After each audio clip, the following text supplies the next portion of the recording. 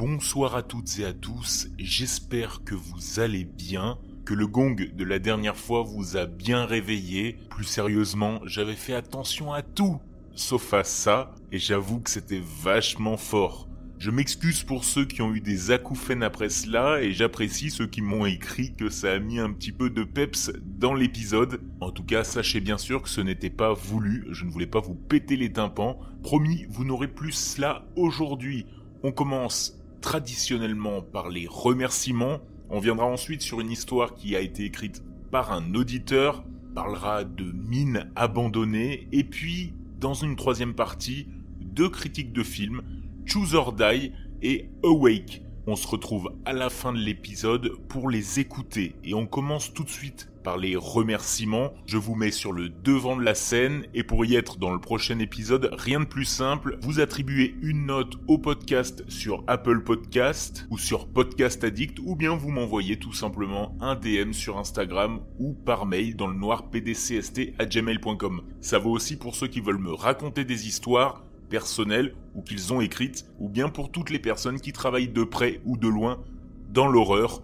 Je vous attends par mail ou sur Insta. On commence notre tour du monde par Apple Podcast avec un pseudo imprononçable, c'est pour ça que je rigole, ZHWYDRK, qui connaît le podcast depuis 2021 et qui est même paru dans l'un des épisodes fin 2022, celle autour du décès de son grand-père. Il indique qu'il n'est pourtant pas fan d'histoires d'horreur normalement, il refuse même de regarder tout film d'horreur, et il me remercie. Deuxième commentaire sur Apple Podcast, UDFX qui adore le podcast, la voix, les histoires. Et il est généreux parce qu'il partage une autre trouvaille, un autre podcast, Telos, saison 1 et 2, et il attend vivement la prochaine. Je ne le connais pas, alors c'est l'occasion de le découvrir. Merci UDFX, d'ailleurs je viens de remarquer le petit jeu de mots avec Astérix. Sur Podcast Addict, on a Dylan qui dit « J'adore vraiment le ton utilisé pour raconter les histoires. Elles sont vraiment flippantes. » Merci Dylan. Enfin sur Instagram, on remercie Jojo, qui nous a fait un néologisme et me remercie de podcaster. Mon podcast l'accompagne dans son stage de graphisme. Tiens, tu me ferais pas parvenir un de tes dessins d'horreur, toi, par exemple ? Merci Jojo. Salvatore, qui effectue des livraisons d'appareils médicaux et qui frissonne sur la route. Et Dodi, qui a voulu laisser un avis sur Deezer, mais malheureusement, je sais pas si vous le savez, mais c'est impossible. Alors elle aime la narration addictive, elle se rue sur chaque nouvel épisode, elle écoute le podcast en s'occupant du linge dans sa buanderie qui est au sous-sol. Alors attendez, on m'informe que Dodi a été enlevé par un Draus maléfique. Merci Dodi pour ton message, et merci aussi à Kayla et Matt BDB qui m'ont écrit sur Insta. Bon, on a fait le tour, je l'ai fait vite, parce que je veux rapidement passer à cette histoire écrite par Showgod Things, un passionné d'histoires paranormales et de creepypasta. Il a créé un site d'ailleurs avec des petites histoires mystérieuses et étranges qu'il écrit et illustre grâce à des intelligences artificielles, et je vous invite à le voir, je mets le lien en description, et bien sûr, il m'autorise à en lire une. Allez, on commence tout de suite. On ne va pas uniquement plonger dans le noir, mais plonger encore plus profond. La petite ville de Willow Creek, située au cœur du Kentucky, est connue pour sa riche histoire et la beauté de ses paysages. Entourée de collines et de forêts luxuriantes, la ville est une destination prisée des randonneurs, des amoureux de la nature et des passionnés d'histoire. Cependant, il y a un côté sombre et étrange à Willow Creek, dont peu de gens parlent. Depuis des années, des rumeurs circulent au sujet d'une mine abandonnée, située juste à l'extérieur des limites de la ville.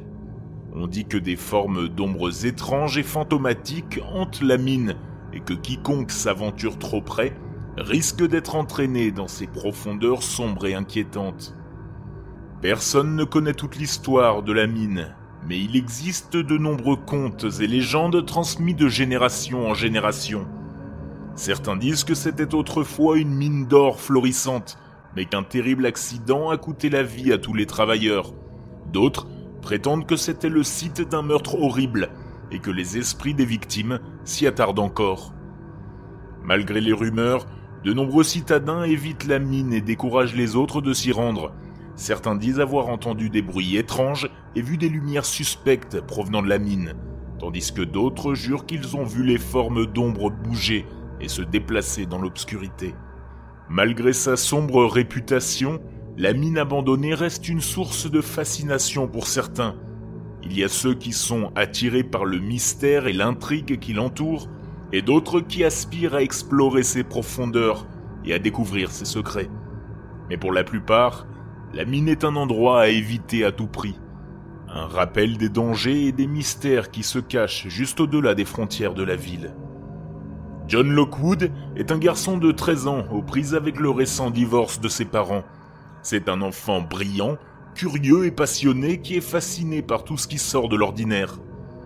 John est toujours à l'affût d'événements mystérieux et de phénomènes étranges, et il n'a pas peur d'explorer de nouveaux endroits pour satisfaire sa curiosité.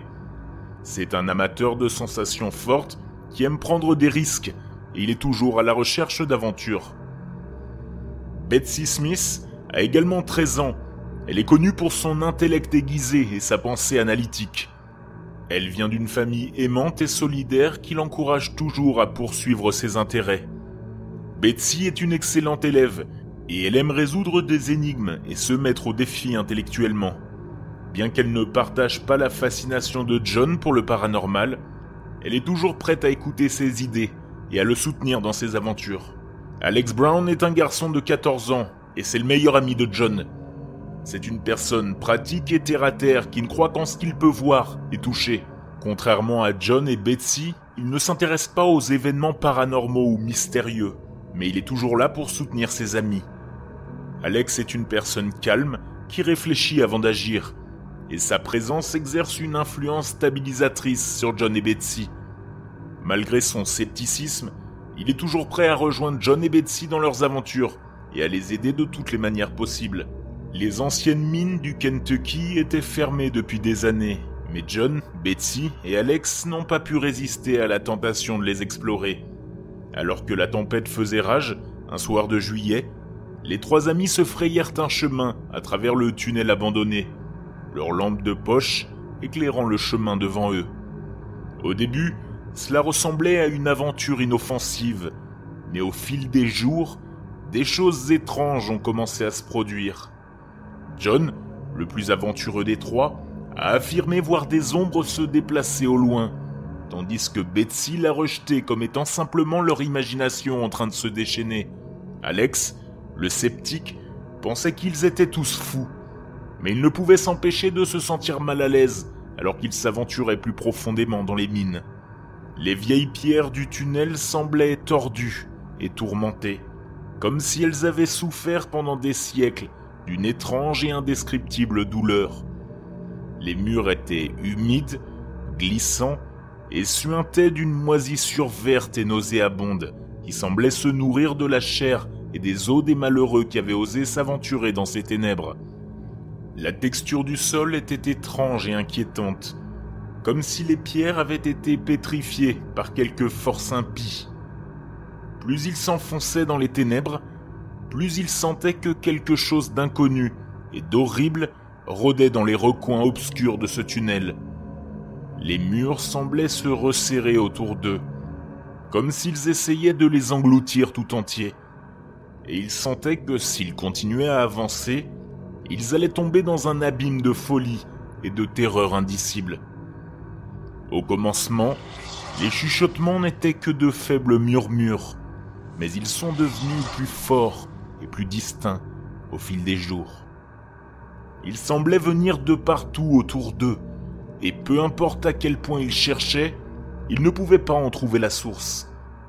John est devenu plus convaincu que jamais qu'il y avait quelque chose de surnaturel en jeu, et Betsy commençait à sentir qu'il pourrait y avoir quelque chose de plus dans les histoires qu'elle avait entendues sur les mines. Le troisième jour, ils trouvèrent une porte mystérieuse, ornée de symboles inconnus et de motifs étranges. Les adolescents se regardèrent, intrigués et perplexes, se demandant ce qu'une telle porte faisait dans un endroit aussi désolé et abandonné. Ils s'approchèrent, examinant chaque détail de la porte.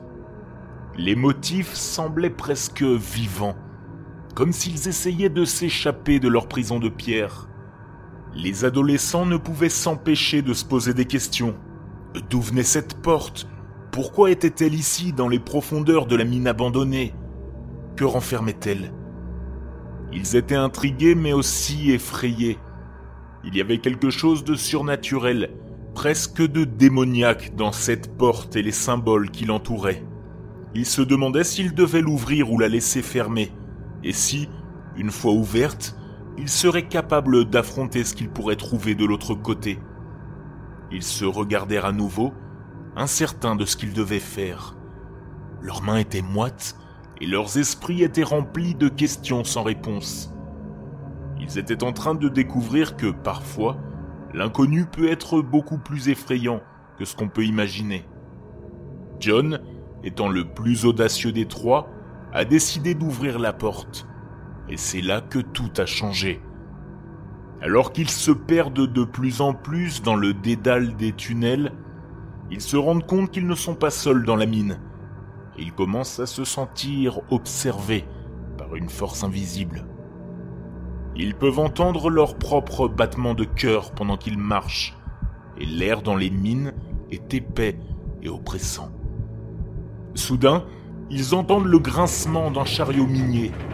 Ils se cachent rapidement alors que celui-ci passe. Et alors qu'ils jettent un coup d'œil, ils voient une silhouette plongée dans l'obscurité. Le chariot disparaît lentement dans un chemin étroit et le trio décide de le suivre, espérant trouver une issue. En suivant le chariot, ils tombent sur une chambre cachée au plus profond des mines. À l'intérieur, ils trouvent un vieux livre rempli d'incantations et de sorts.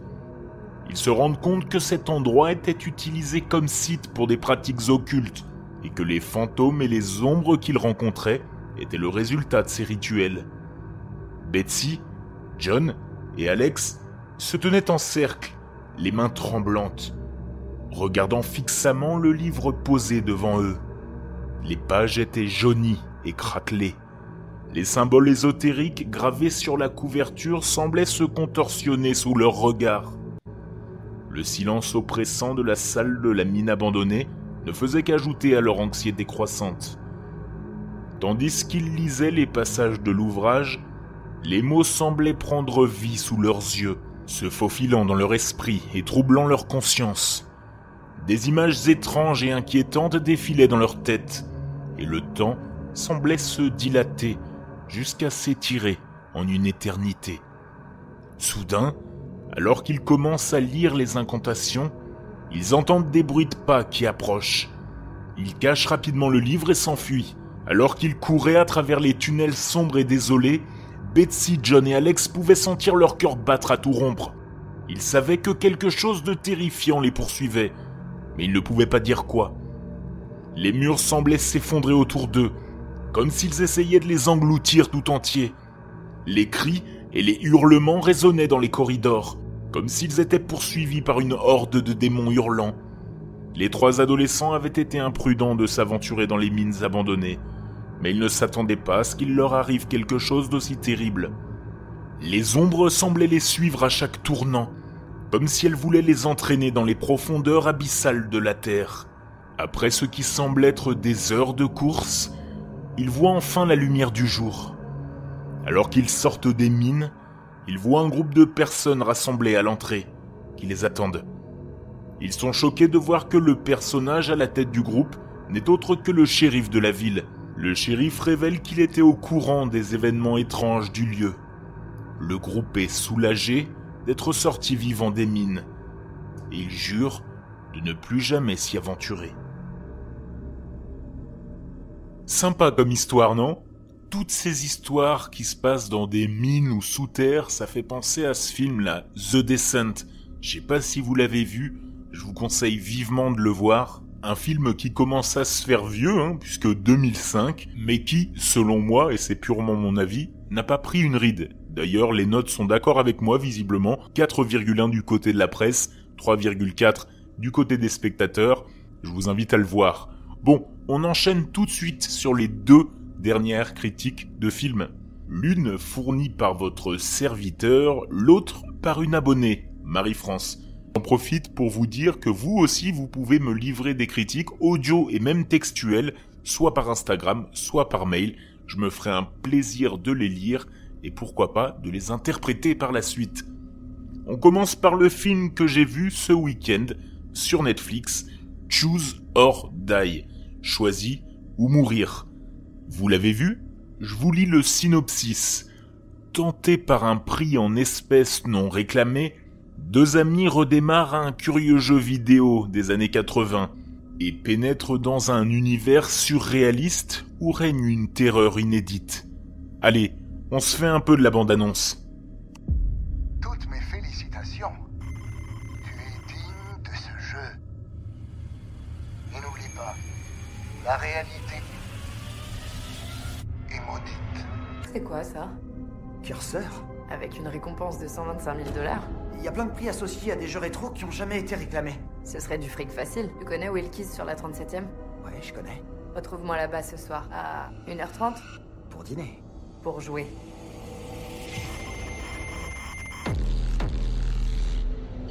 J'ai jamais rien vu de pareil. Ces symboles semblent avoir un effet sur la réalité. Tu dois choisir, Kayla. Choisis ou meurs.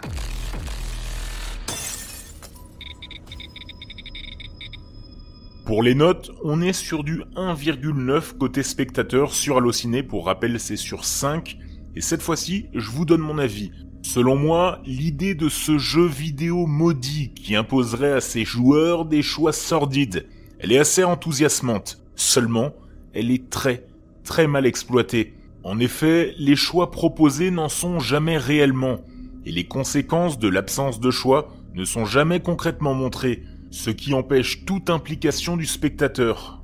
La seule séquence à parvenir à créer la tension est celle du rat.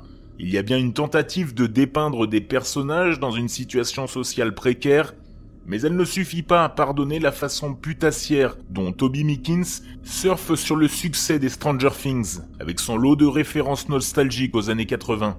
En résumé, c'est quand même un film qui se regarde très bien, que ce soit un lendemain de soirée ou même pour se faire peur.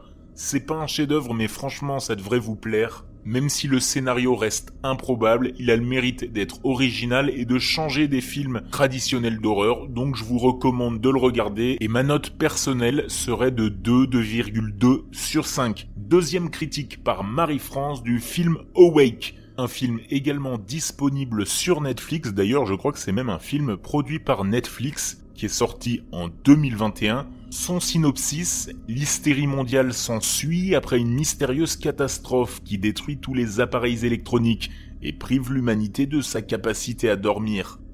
Les scientifiques se lancent dans une course contre la montre pour trouver un remède à cette insomnie inexpliquée, avant que ses effets fatals n'éliminent la race humaine. J'adore parce que tous les synopsis, les résumés de scénarios de films peuvent quasiment tous se lire sur un ton ta-ta-ta-ta-ta-ta, ta-ta-ta-ta-ta-ta. C'est vrai, il y a toujours une chute de mots comme ça. Bref, revenons à sa critique. Elle nous dit, Marie-France, qu'à travers l'histoire, on suit une mère qui tente de sauver sa famille et détient potentiellement la clé pour un retour au sommeil.